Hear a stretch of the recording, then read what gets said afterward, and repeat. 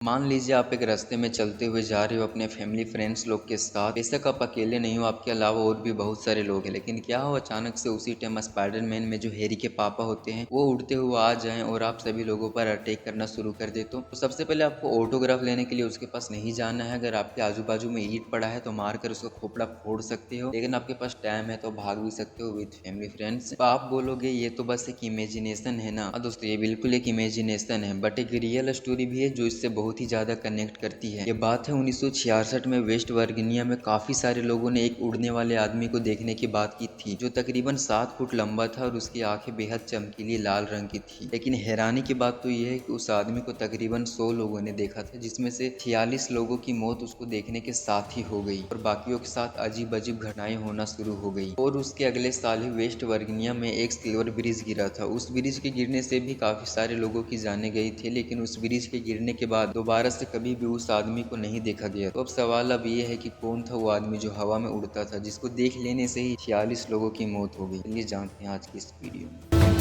Super natural podcast host करने वाली असली फ्लोवर्स ने इस जीव के रहस्य के बारे में अब हाल ही में चर्चा की थी। वो बताती है कि ये जीव दिखने में तो इंसान के जैसा ही है, लेकिन इसके पास पंख भी थे और इसकी आंखें बेहद चमकीली लाल रंग की थी। मानो अगर कोई इसकी आंखों में देख ले तो वो हिप्नोटाइज हो जाए। साथ ही दोस्तों उस शहर में एक लेडी भी थी जो कि अपने आशिक के साथ इश्क लड़ाने की जगह देख रही थी, लेकिन वो पार्किंग में थी। तभी उसे गाड़ियों के बीच 2 चमकीली आंखें दिखाई दी। वो डर गई और वहां से भागने लगी, लेकिन उस अजीबोगरीब जीव ने उन दोनों पर भी हमला कर दिया। लेकिन उस हमले के बाद से वो जीव दोबारा कभी नहीं देखा गया। खैर बहुत सारे लोग उसे एलियन बताते हैं कि वो कोई एलियन हो सकता है जो कोई दूसरे ग्रह से उड़ कर आया हो, लेकिन मुझे तो नहीं लगता कि वो कोई एलियन हो सकता है, क्योंकि यार हमें मंगल ग्रह जाने में ही 7 से 9 महीने लग जाते हैं, वो भी 200 किलोमीटर पर सेकंड की स्पीड के साथ। सोचिए यार वो उड़ कर कैसे जा सकता है। और हमारे सौर मंडल में तो कोई ऐसा ग्रह एग्जिस्ट ही नहीं करता है धरती के अलावा जहाँ पर वो जिंदा रह सके। तो उसे लाइट ईयर्स में दूरी तय करनी पड़ेगी, जो कि